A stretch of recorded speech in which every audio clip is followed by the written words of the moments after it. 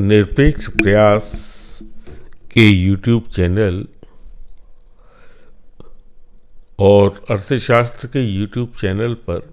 मैं प्रदीप वाजपेयी आपका स्वागत करता हूं, अभिनंदन करता हूं। गत कुछ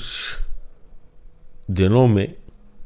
कुछ पारिवारिक, कुछ स्वास्थ्य संबंधी समस्याओं के कारण अपना प्रयास में आप तक पहुंचा नहीं पाया, कोई विश्लेषण आपके सामने प्रस्तुत नहीं कर पाया। इसके लिए क्षमा प्रार्थी हूं। आज नवरात्र का पहला दिन है। इससे उत्साहित होकर आज अपना वीडियो रिकॉर्ड करने का प्रयास कर रहा हूं। गत कुछ दिनों से भारत में एक उत्साह, एक आशा की किरण फिर जागृत हुई और हमने आज़ादी के इस महोत्सव के अवसर पर एक ऐसी उपलब्धि हासिल की जिससे हम भारतीय जनता खुश है, उत्साहित है कि हम 6वें पायदान से 5वें पायदान पर हमारी अर्थव्यवस्था पहुंच गई। और जिस अर्थव्यवस्था को हमने पीछे छोड़ा वो और कोई नहीं, उस देश की अर्थव्यवस्था थी जिसके हम 75 साल पहले पराधीन थे। उस देश की अर्थव्यवस्था को हमने पीछे छोड़कर अपनी अर्थव्यवस्था को उसके आगे यानी 5वें स्थान पर स्थापित किया। ये एक हमारे लिए गर्व का विषय है कि जिनके हम गुलाम थे उनको हमने पीछे छोड़ा है और हम उनके आगे हो गए हैं।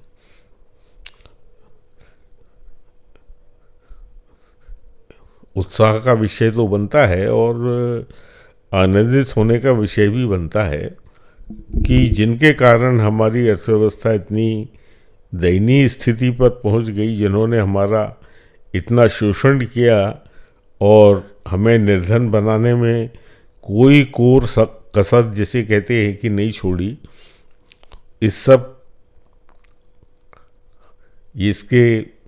आंकड़े, इसके फिगर्स जो हैं उपलब्ध हैं कि किस तरह से हमको गरीब बनाया गया और हमको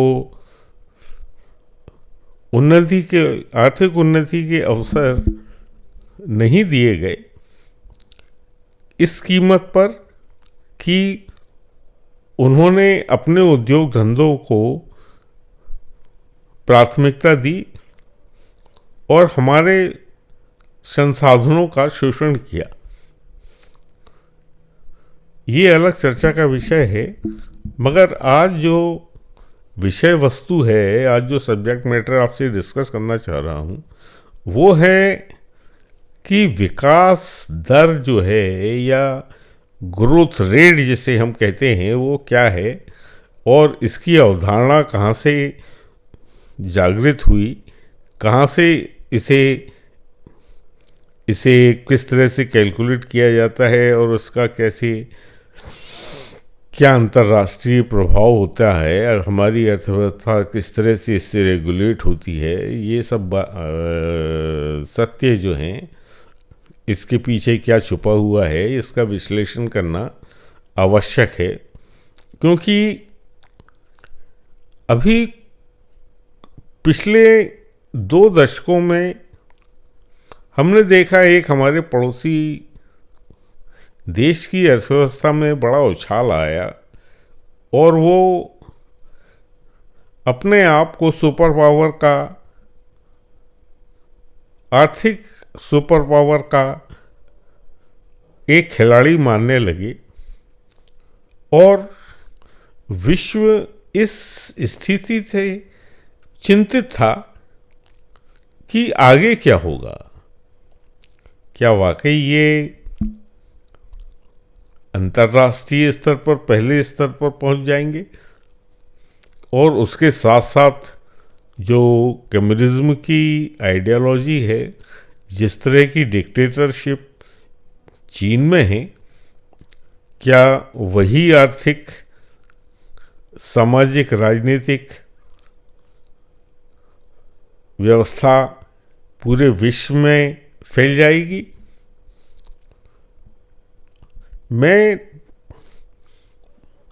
जब मैं अपनी किताब लिख रहा था तब भी मेरे को इस बात से विश्वास था कि जहाँ विचारों की स्वतंत्रता ना हो, जहाँ अभिव्यक्ति की आज़ादी ना हो, जहाँ समाज में खुलापन ना हो, उस व्यवस्था में एक व्यक्ति का गुलाम रहकर आर्थिक विकास में कितना सहयोग हो सकता है, कितना उसका विश्वास उसमें हो सकता है, ये एक मूलभूत मानवीय स्वभाव के अनुरूप नहीं है। इसलिए जो भी आर्थिक विकास वहाँ पर होगा वो स्थायी नहीं हो सकता।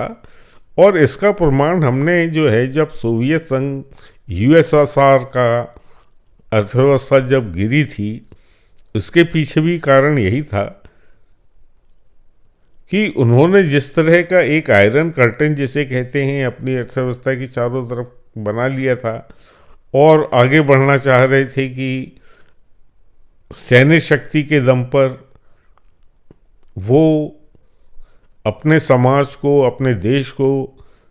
एक अकेली सुपर पावर बना लेंगे। ये सपना ज़्यादा दिन नहीं टिक पाया और वो जो इक्वलिटी का कॉन्सेप्ट समाजवाद और कम्युनिज्म देता है, ये ज़्यादा दिन चल नहीं सकता, क्योंकि जब तक आप अवसरों के बीच में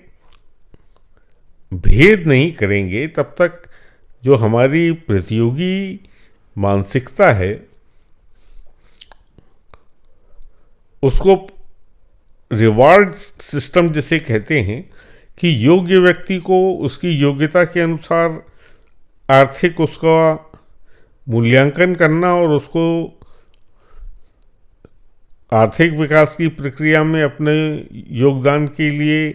आगे लाना, इस सत्य को जहाँ पर ठुकराया जाएगा वहाँ पर एक अप्राकृतिक जिसे कहते हैं कि अननेचुरल आर्थिक विकास होगा जो स्थायी नहीं हो सकता। यही अर्थव्यवस्था का प्रकार जो है वो चाइना में है और हमने देखा है कि अभी कुछ दिनों की घटनाओं ने इस बात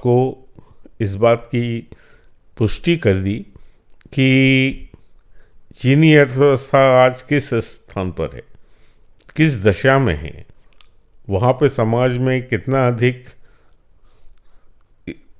कई बातों का विरोध हो रहा है और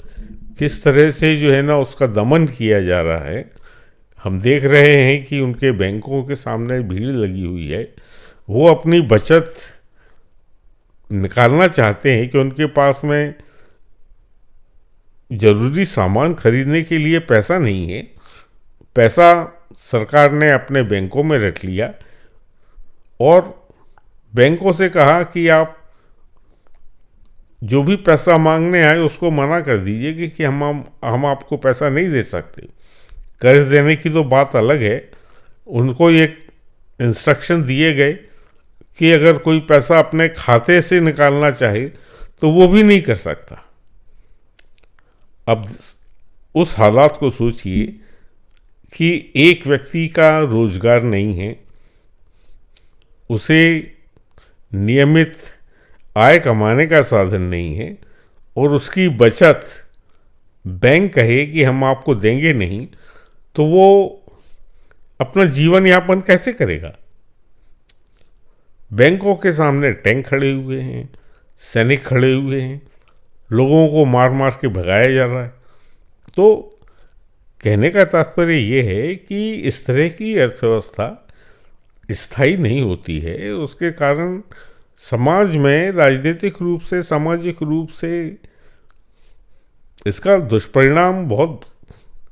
भयंकर होता है। इसका मूल्यांकन करना जो है ना एकदम से संभव नहीं होता है। इसलिए धीरे धीरे,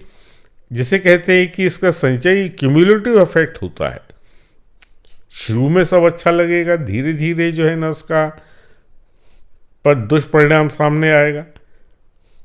क्योंकि अगर आप अपने आर्थिक संसाधन जो भी पैदा किए थे संपन्नता के समय में, अगर आपने उन संसाधनों को सैन्य शक्ति बढ़ाने में खर्चा कर दिया, दूसरे देशों में अपना प्रभाव बढ़ाने के लिए BRI और ये योजना, ये गरीब और ये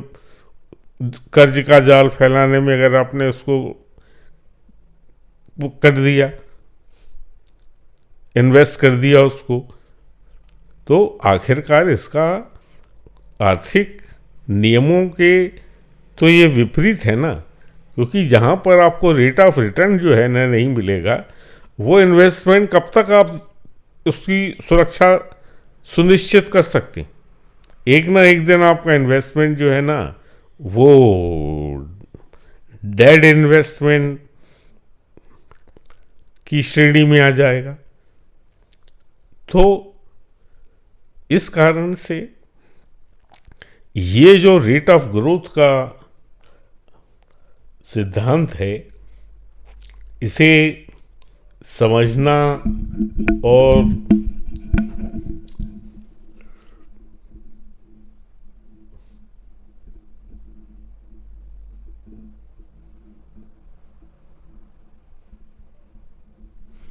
और इसे एक निरपेक्ष दृष्टि से इसका फिर से एक बार मूल्यांकन किया जाना, ये बहुत अधिक आवश्यक है। अब मैं आपके सामने जो है ना रेट ऑफ ग्रोथ का जो अर्थव्यवस्था को प्रतिशत में दिखाते हैं, इसकी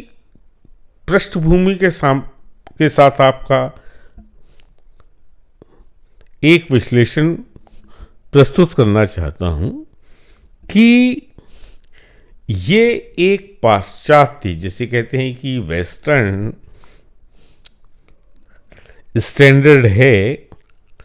और इसके अनेक पहलू हैं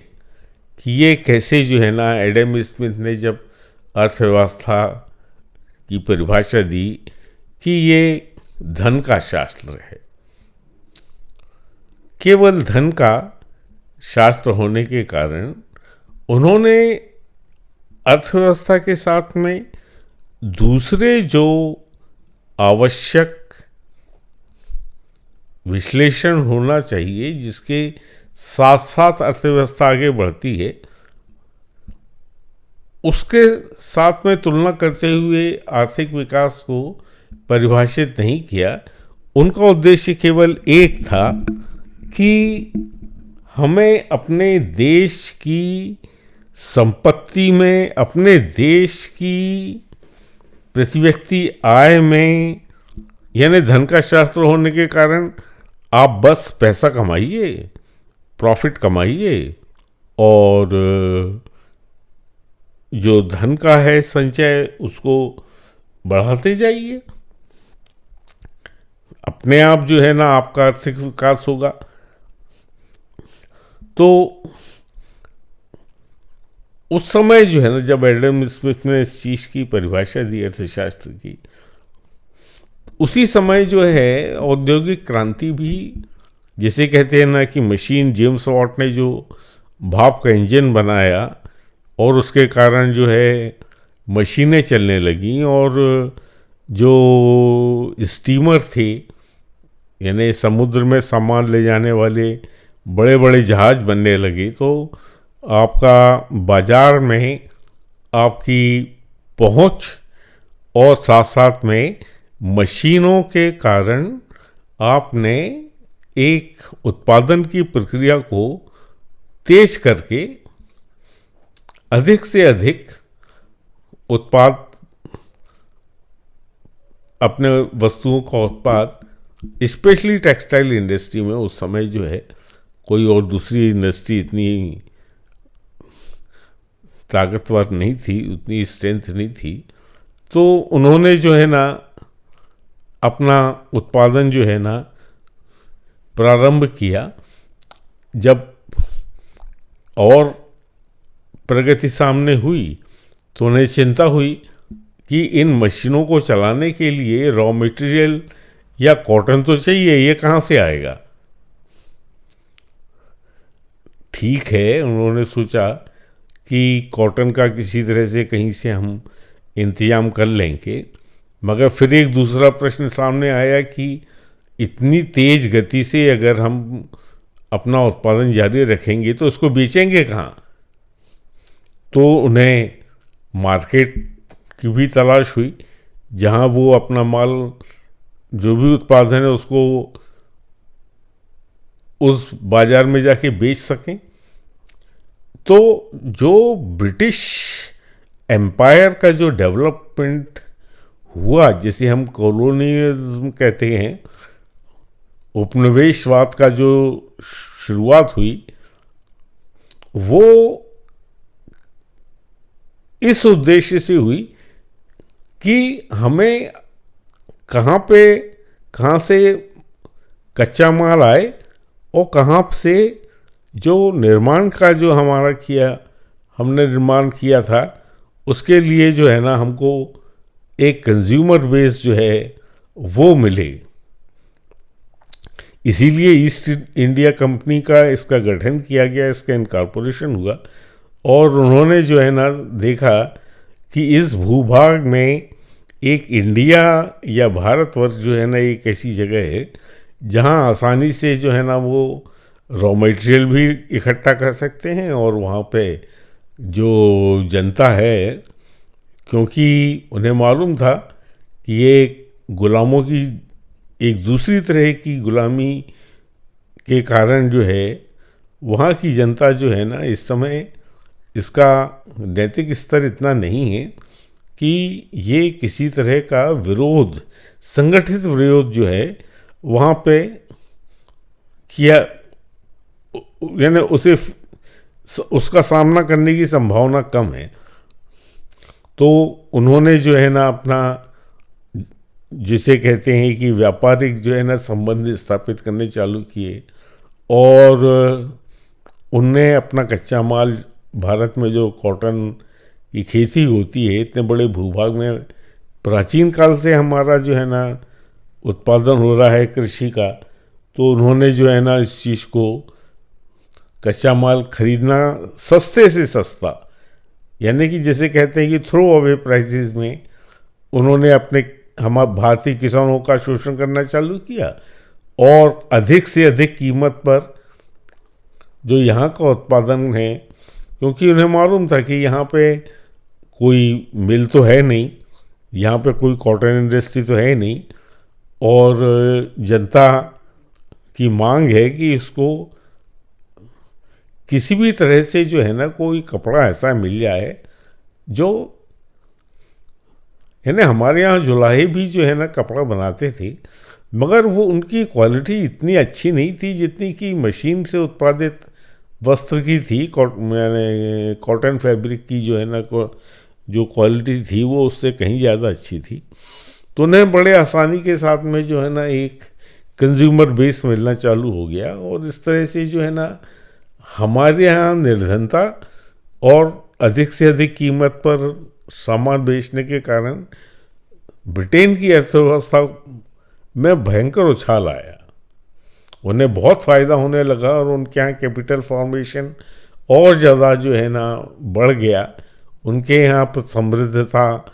और ज़्यादा बढ़ गई। इसके पहले वो अफ्रीका में भी कॉलोनियलिज्म, यानी जैसे उपनिवेशवाद जो है ना, उन्होंने कई भूभाग पर अपना जो है ना कॉलोनियल जो है प्रभुत्व स्थापित कर लिया था, मगर भारत को बेस बनाकर उन्होंने दूसरे देशों को भी भारतवर्ष के साथ साथ जोड़कर एक केंद्र उन्होंने भारत को बनाया। मगर फिर म्यांमार और अफ़गानिस्तान और जो गल्फ़ के कंट्रीज़ थे, ईरान, इटली और मध्य एशिया, यहाँ तक उन्होंने अपने बाज़ार का निर्माण किया। मगर जिसे कहते हैं कि धन का शास्त्र होने के कारण उन्होंने कभी ये सोचा ही नहीं कि ये जो कैपिटल फॉर्मेशन है, ये जो लाभ कमाकर दूसरे को गरीब बनाकर जो ये आर्थिक विकास की जो प्रक्रिया है, ये ज़्यादा दिन तक नहीं चल सकती। कैपिटल की एक भूख होती है कि उसे लाभ मिलना चाहिए। जितना अधिक लाभ मिलेगा कैपिटल, उतनी ज़्यादा आगे उसका संचय जो है ना वहाँ पर ज़्यादा होगा, और जब ज़्यादा संचय होगा तो ज़्यादा उसको रेट ऑफ रिटर्न चाहिए। कहते हैं ना कि profit is the difference between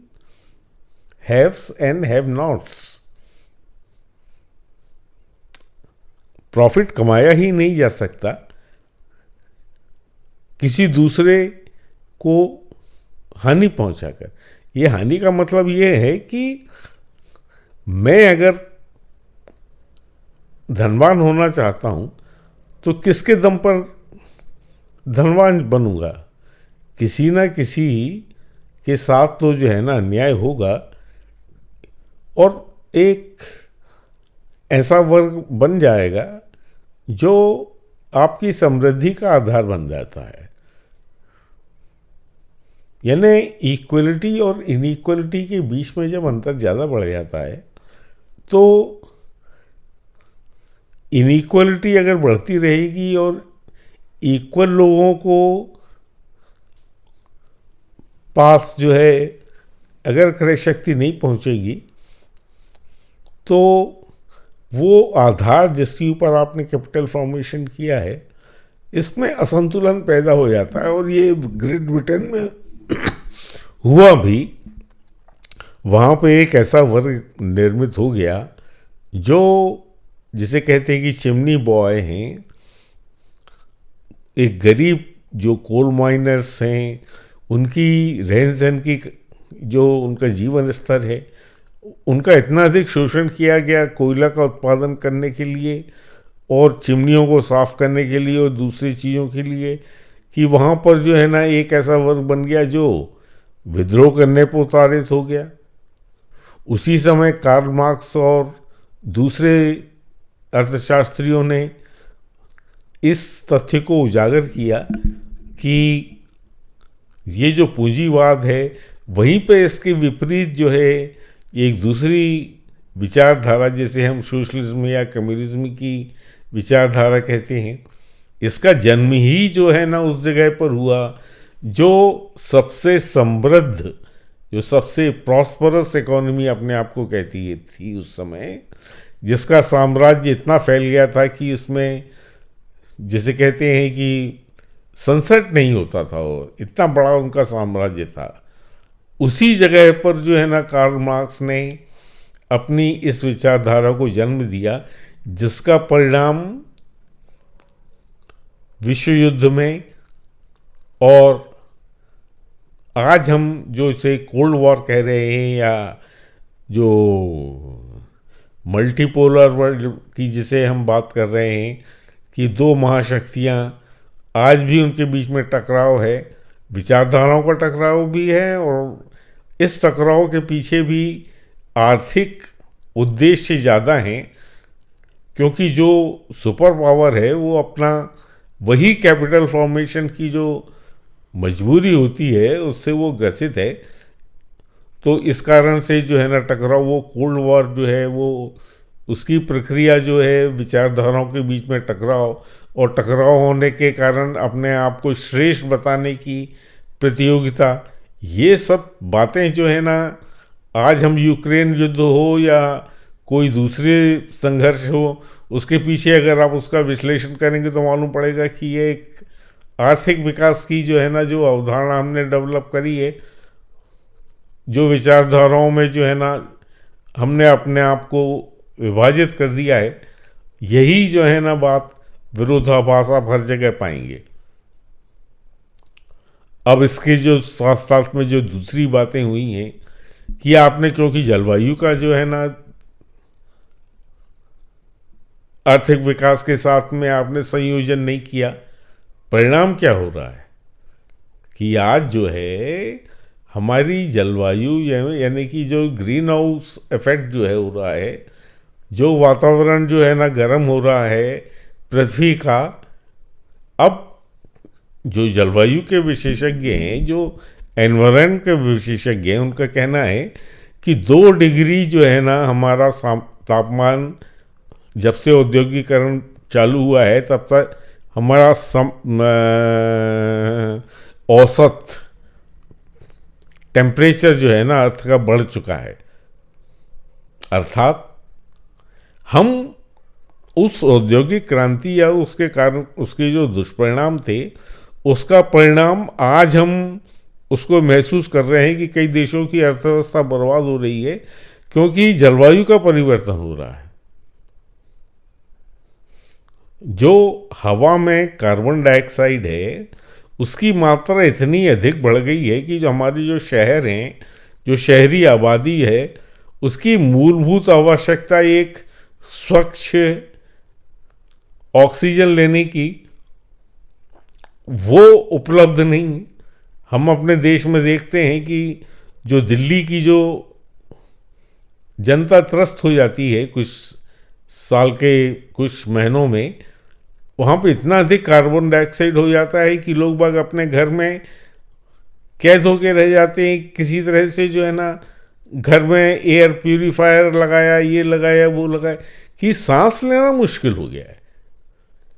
जो वृद्ध लोग हैं उसके ज़्यादा शिकार होते हैं क्योंकि उनकी ऑक्सीजन लेने की कैपेसिटी कम हो जाती है और उनको इसकी आवश्यकता ज़्यादा हो जाती है, मगर वो घर में कैद होकर उनकी हालत और ज़्यादा खराब हो जाती है। यही बातें जो है ना हमारे यहाँ के दूसरे जो महानगर हैं, जिन्हें हम कलकत्ता कहते हैं, बॉम्बे कहते हैं, मैं भी कई बार जब अपने शहर से जो है ना बॉम्बे जाता हूँ तो ये एक अजीब सा लगता है कि ये यहाँ पे वो हवा नहीं है जो होनी चाहिए, जिसमें सांस लेने का मैं आदी हूँ। वो बॉम्बे में जाके और दिल्ली में जाके मेरे को असहज महसूस होता है। अब जो रहने के लिए मजबूर हैं वो आर्थिक कारणों से जो है ना किसी तरह से जो है ना अपना जीवन यापन कर रहे हैं, मगर एक तरफ हम आदमी की लॉन्गेविटी को बढ़ाने की कोशिश कर रहे हैं कि दीर्घायु रहे, स्वास्थ्य सेवाओं पे जो है ना हजारों करोड़ रुपए का खर्चा कर रहे हैं, और दूसरी तरफ हम जो मूलभूत आवश्यकता है वो अपने जनता को जो है ना उससे दूर हटाते आ रहे हैं। तो ये दुष्परिणाम जो सामने आए, साथ साथ में जो आप देख लीजिए कि वाटर पोल्यूशन की हालत क्या है। हमारी नदियों में कितना अधिक जो है ना जहर घोला गया। हमारी गंगा नदी इतनी अधिक अपवित्र हो गई, उसमें जो जीवन चक्र है वो तक जो है ना खत्म हो गया। जैसे पानी साफ होता था, ग्लेशियर्स जो है ना पीछे हटते जा रहे हैं और पानी जो है ना नदियों का दूषित होता जा रहा है। अब पानी कहाँ से आए? तो उन्होंने कहा कि साहब ग्राउंड वाटर निकाल लेंगे। अब ग्राउंड वाटर की भी एक कैपेसिटी होती है कि जब पानी गिरता है तो कितना एब्जॉर्प्शन होगा, कितना जल शोषित है, क्योंकि जो शोषित जल स्टोर होगा उसी को तो आप बाहर निकाल सकते हैं। शहरों की हालत ये है कि यहाँ कंक्रीट के जंगल बन गए, यहाँ पे पानी जो है वो नीचे यानी पृथ्वी के उन स्टोरेज जो प्राकृतिक रूप से बनना चाहिए वहाँ तक पहुँच ही नहीं पा रहे। तो जहाँ पर पहले 200 फीट पर, 300 फीट पर, 400 फीट पर पानी मिल जाता था, आज की तारीख में आप 600 फीट चले आइए, 700 फीट चले आइए, पानी नहीं मिलेगा। तो अब आपका यानी जिसे कहते हैं कि पेयजल संकट है हमारी आर्थिक व्यवस्था में, जिसका सबसे अधिक योगदान रहता है कृषि है, वहाँ पर जो है ना पानी की किल्लत होनी चालू हो गई। तो ये सब दुष्परिणाम जो हैं ये आर्थिक विकास के कुछ बलिदान देने पड़ते हैं, और उन्हीं बलिदानों का अनुसरण हमारे यहाँ भी जो है ना शुरू में तो बड़े उत्साह के साथ में बांध बने और ये हुआ वो हुआ, और हमने अपने औद्योगिक विकास के लिए औद्योगिक केंद्र बनाए, ये किया वो किया। ठीक है, इन सब बातों का एक असर पड़ता है, और हमारी देश की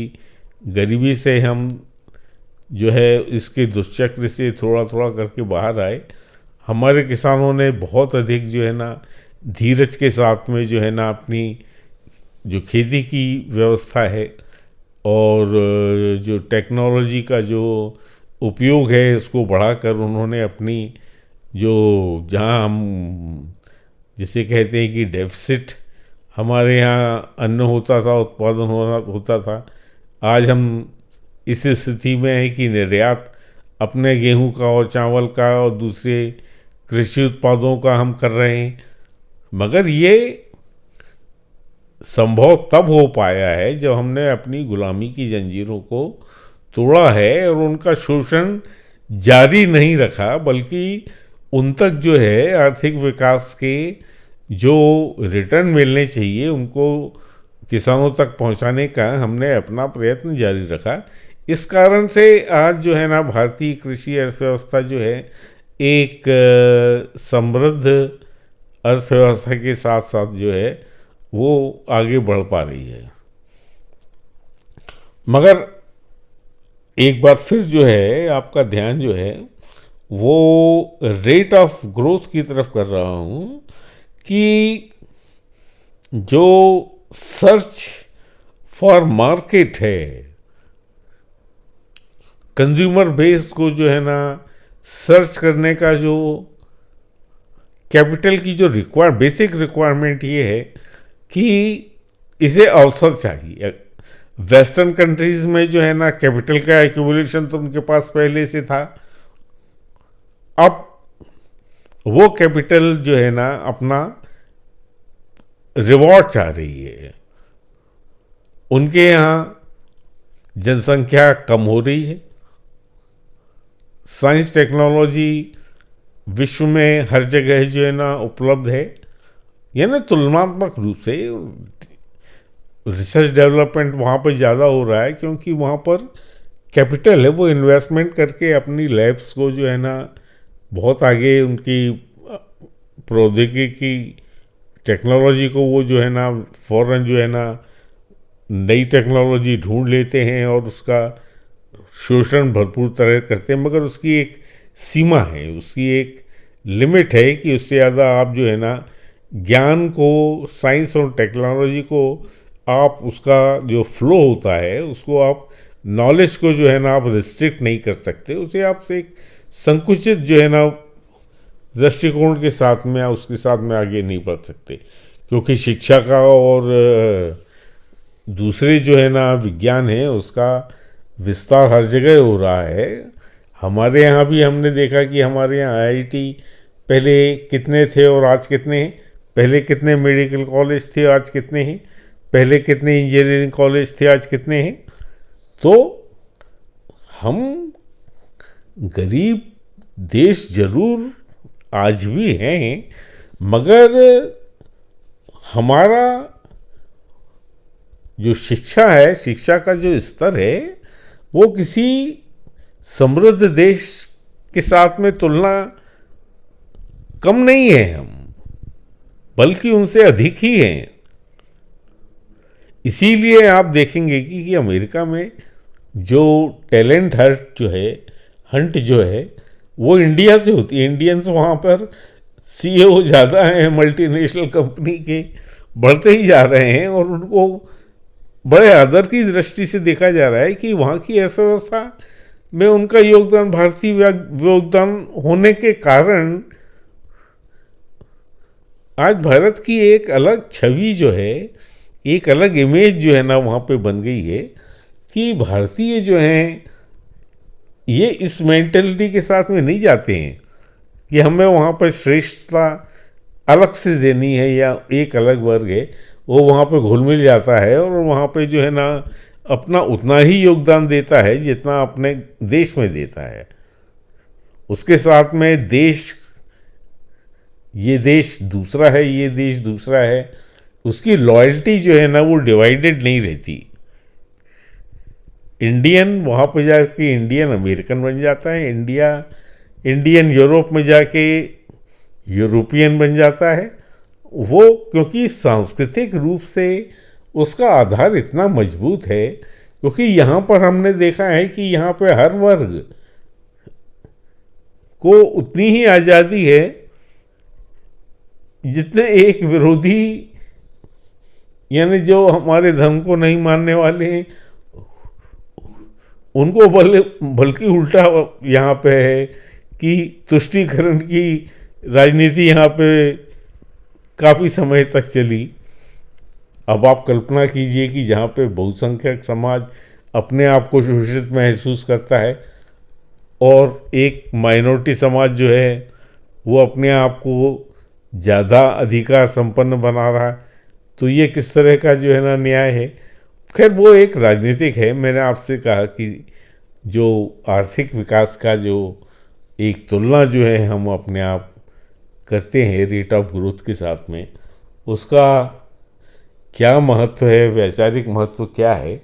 और इसके दुष्परिणाम जो आज सामने आ रहे हैं कि हम अपने वातावरण को इतना दूषित कर दिया है, हमने अपने जो इकोलॉजी है, आपको मालूम है कि किस तरह से जो जिसे कहते हैं कि अगर पृथ्वी का जलवायु में परिवर्तन होगा तो इसका सीधा प्रभाव हमारे जंगलों पर पड़ता है। जंगलों का मतलब जो है, जो बायोडाइवर्सिटी है, वो जंगल ख़त्म होंगे तो साथ में बायोडाइवर्सिटी, जो हमारे यहाँ की जो बायोडाइवर्सिटी है उसमें कई प्रजातियाँ विलुप्त हो गई हैं, यानी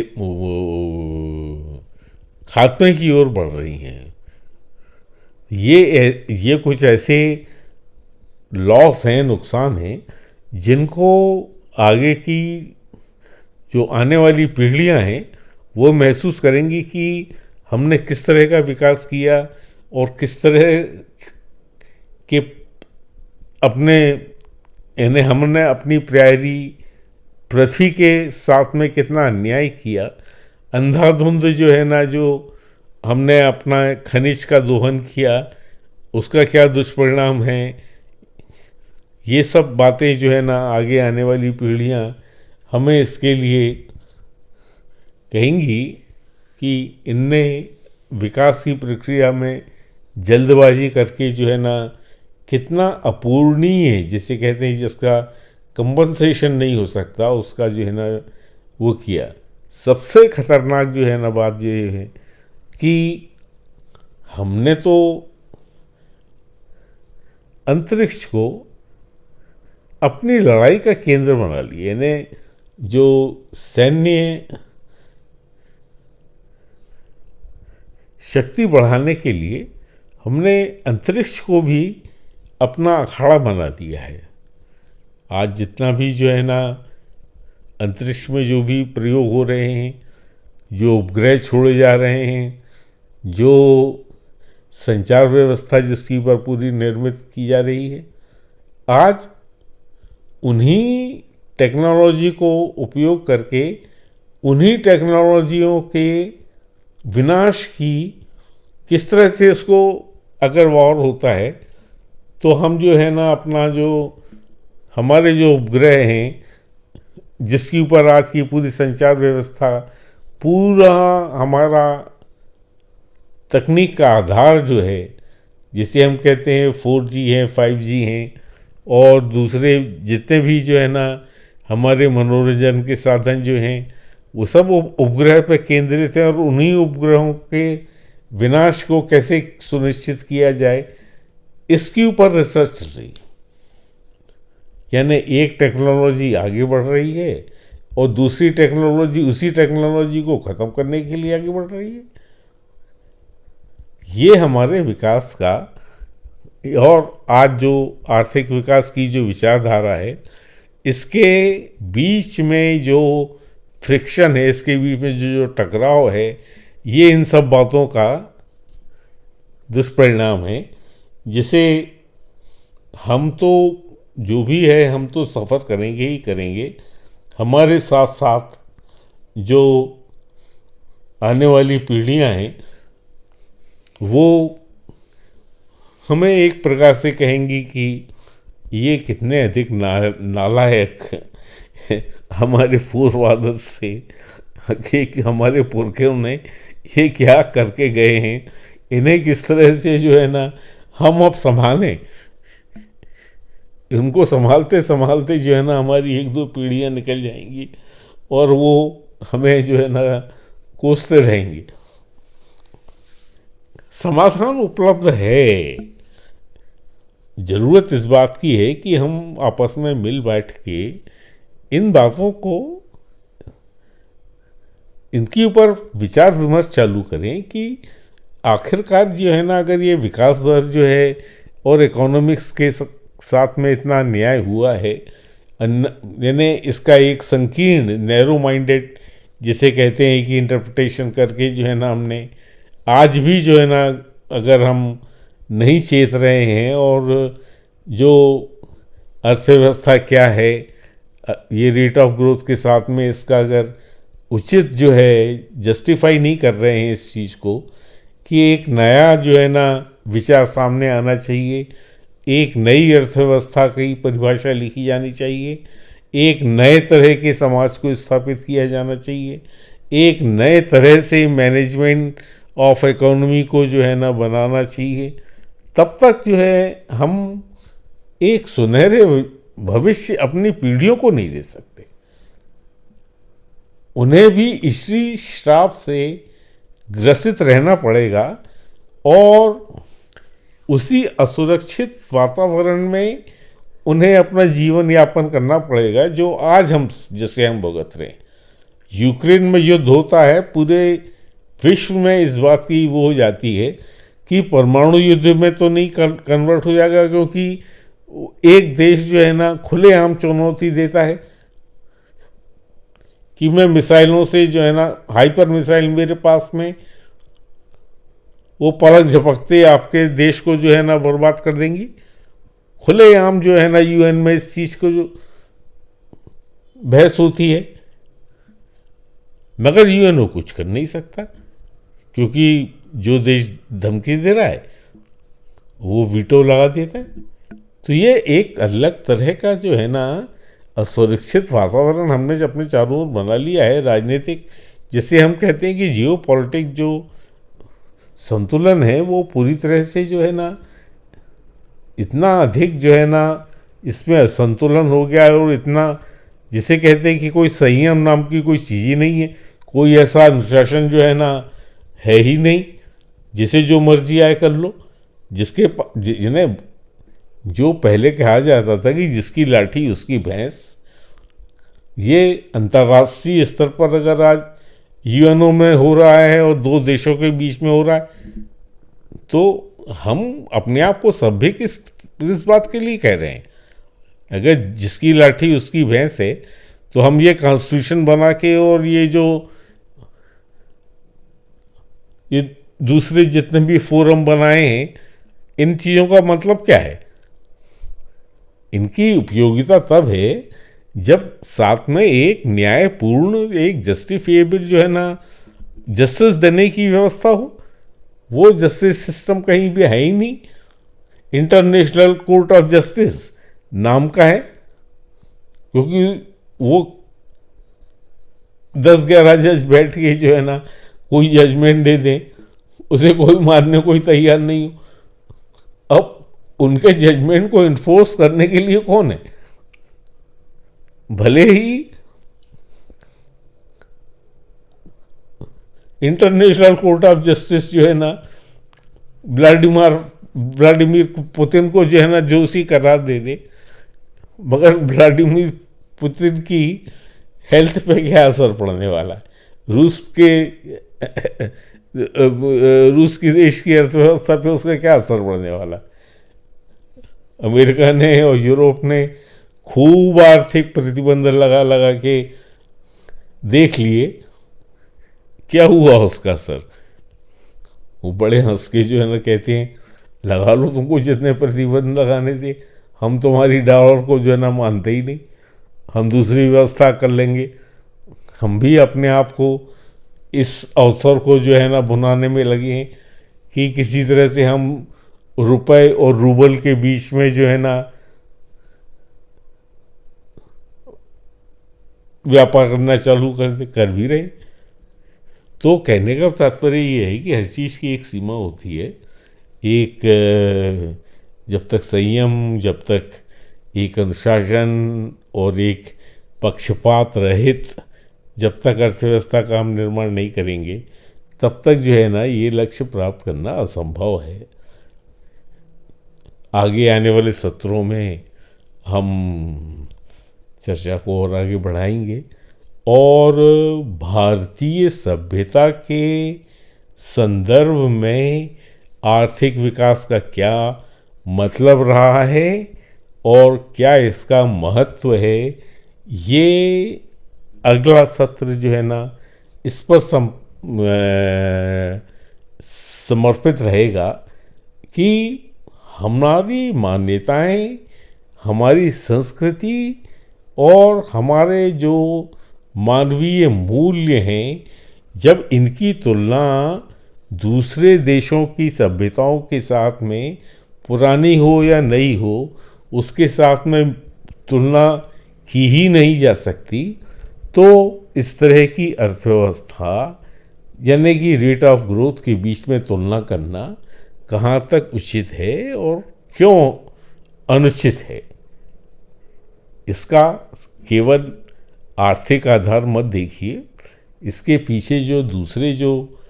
संदेश छुपे हुए हैं इसको भी समझने का और समझाने का प्रयास करिए। निरपेक्ष प्रयास के आज की सत्र वैसे भी काफ़ी लंबा हो चुका है। अब मैं इसके आगे पूर्ण विराम लेने का आपसे इजाज़त लेता हूँ, आपकी अनुमति लेता हूँ। धन्यवाद।